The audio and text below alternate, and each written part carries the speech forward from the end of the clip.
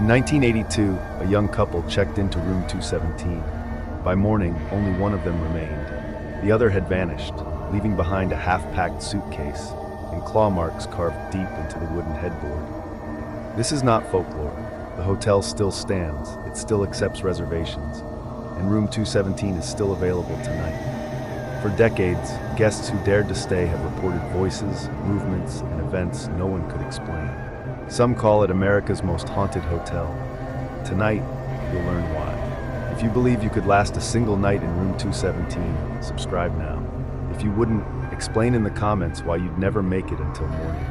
The hotel sits on a quiet street that most people avoid after dark. Its brickwork has faded to a dull, lifeless gray.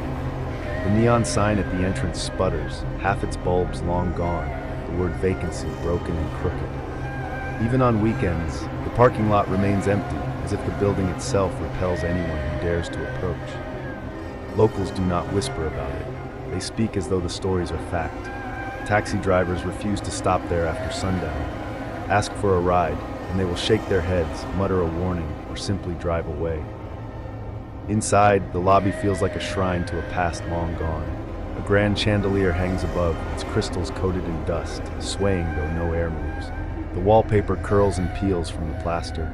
The carpet is threadbare, stained with water, smoke, and something older. At the desk sits the guest book. The pages are brittle, the ink has faded to a rusty brown. Names stretch back decades, but beside many of them the line for departure is blank. They checked in, but never checked out. Our story begins with a journalist. He came seeking the truth. He had heard the stories, the disappearances, the whispers, the figures in the corridors, but he was not a believer. He was determined to spend a night in room 217 to prove the legends false. The moment he stepped through the doors, he noticed the smell. The carpet reeked of mildew, thick and damp, as though water had seeped into it decades ago and never dried. Each step released a wave of rot. But the silence was worse. It pressed against him like a weight. Not the silence of an empty building, the silence of something unseen, breathing with him. He unpacked in room 217. Locals had warned him, no one lasts past midnight there, but to him it was just another room. That's when he heard it. Footsteps, slow, heavy, pacing directly above, but the floor above was sealed, closed for years. Still, the steps dragged across the ceiling, then stopped. Minutes later, the elevator groaned to life. He hadn't called it. No one else was on that floor. The numbers flickered upward, 2, 3, 4, then stopped at his level. The doors slid open. The hallway was empty. Back inside, the handle of room 217 began to move, twisting, turning, as if someone else gripped it from the other side, but he was already holding it. That night, he set a recorder on the table. To his ears, the room was silent. But when he played it back, whispers filled the tape. Dozens of them, layered, impossible to decipher, yet unmistakably human. It was the first sign the room was not empty, and it would not be the last. Former staff carried their own stories. One maid quit after finding the bed in 217 already made. Perfect, tight. Though no one had stayed the night before, the air smelled faintly of perfume. Another quit after opening the door to find a man sitting upright on the bed, his eyes open, his lips parted. She thought he was asleep with his eyes open, until she touched him. He was cold, long dead, yet his body sat rigid, as though held in place by invisible hands. The journalist began to feel it himself, the sense of being watched. Every time he looked up from his notes, he felt eyes on him. In the mirror near his desk, he saw it, a faint outline of a figure, tall, still, standing by the door. When he turned, the space was empty. Hours passed. The silence stretched long enough to lull him into calm. He began to write. Then came the sound, a bang so loud it shook the walls. From the floor above, the floor no one could enter. Again and again, as though furniture was being hurled across the floor. Dust drifted from the ceiling. The chandelier rattled.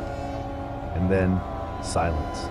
Something inside the hotel was alive, and it was only just beginning.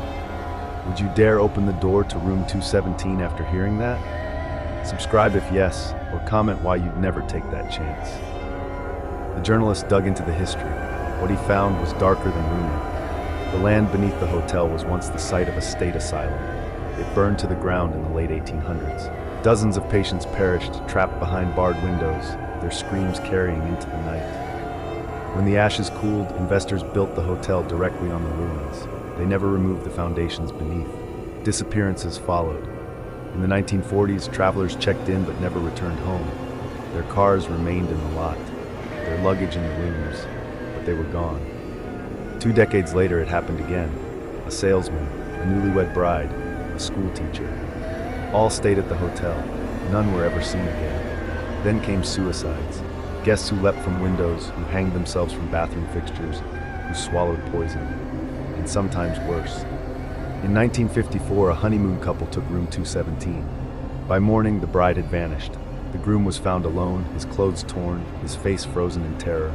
The case remains unsolved. The tragedies filled local papers. Unsolved murder in 217. Couple vanishes. Each headline added to a record of horror. But the most disturbing evidence lay in the hotel itself. The guest registry. Page after page, the same pattern. Names listed under room 217, dates of arrival carefully written. But beside dozens of entries, the space for departure was blank. Guests who checked in but never checked out. At 1 a.m, the journalist's recorder captured something new. A scream, high-pitched, human, terrified. It lasted only seconds, and then the recorder died. Its batteries drained as if something had taken the power for itself. The scream did not belong to him. The room was empty, but the voice was clear. Just before midnight, he prepared his equipment, fresh batteries in the recorder. A camera pointed at the bed. He wanted proof. The first sign came quickly. The mirror clouded over, not with steam. The radiator was off. The air was cold. And then letters appeared. One word, leave. He touched the glass. The words smeared, then reformed, as if written from the other side. The bed shifted. Sheets rippled, then tightened. An outline pressed upward, the weight of a body. Legs, chest, head, but no one was there. And then, just as suddenly, the sheets went flat. The door slammed shut. He ran to it, shoved the handle, locked. From the hallway came another slam, then another. One by one, down the corridor, each door banged shut in violent succession. When he finally forced the door open, the building had changed. The corridors stretched longer. The staircases looped back to the same landing. Every path ended at the same place, room 217. Then came the chase, footsteps following him, louder, faster. Each time he stopped, they stopped. Each time he ran, they pursued. And the voices, calling his name, male and female, young and old, whispering from the walls, from the ceiling, from the floor itself, always closer, always surrounding. Every path led him back to room 217. The hotel was a maze, and he was the prey. If you think you'd survive this chase, subscribe right now. If not, tell us why room 217 would break you. The archives revealed more.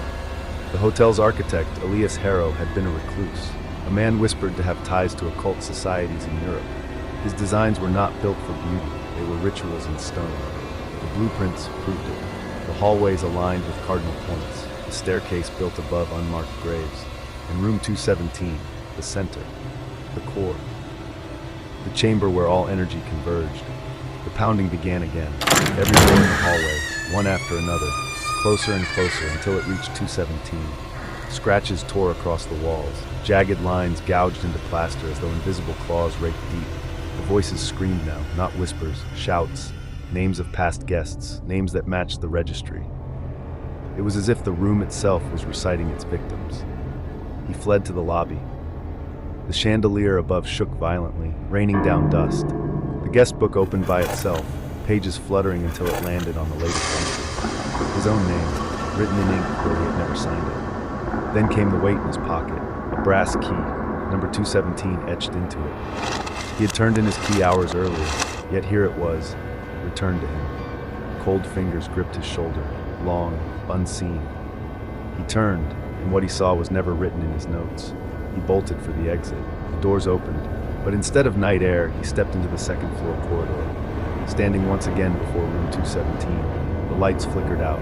One by one, the hallway went dark, until only the bulb above 217 remained. Figures appeared, dozens, shadows shaped like men and women, faces blurred, eyes hollow. They surrounded him, silent, waiting. The door behind him opened on its own. A blast of cold air pulled him inside. The recorder captured only fragments. His breath quickening, shoes scraping across the carpet, and the final slam of the door shutting from the inside. Silence followed. He had tried every door, every stairwell, every exit, but in the end, every path led him back to room 217. And once inside, no one leaves. Would you last a single night in room 217? If yes, prove it by subscribing. If not, confess in the comments why you'd never survive. The hotel still stands. Its doors remain open. Room 217 waits, its key hanging behind the desk like any other. Guests still pass through. Some leave. Some are never seen again. The claw marks remain on the headboard. The mirror still clouds over, and the guest book still waits for the next name beneath the number 217. What do you think really happens inside room 217? Would you check in or stay far away?